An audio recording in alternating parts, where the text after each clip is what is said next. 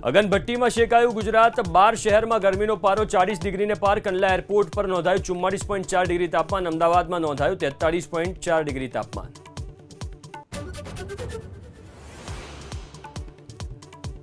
તમિલનાડુના રાજ્યપાલને મળવા જતી વખતે વિજયને અધવચ્ચેથી જ ફરવું પડ્યું પરત રાજ્યપાલ પાસેથી મળવાનો સમય કેરળમાં વ્યસ્ત હોવાનો આપ્યો હવાલો બહુમત તો હોવાનો વિજયની પાર્ટીનો દાવો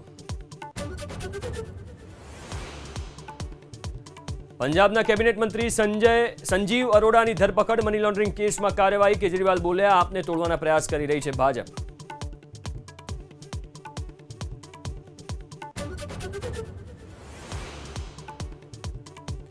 હાર બાદ મમતા બેનર્જીએ વિપક્ષી પાર્ટીઓને કરી અપીલ ભાજપ સામે એકજૂટ થવા કર્યું આહ્વાન સમાન વિચારવાળા પક્ષોને એકજૂટ થવાની અપીલ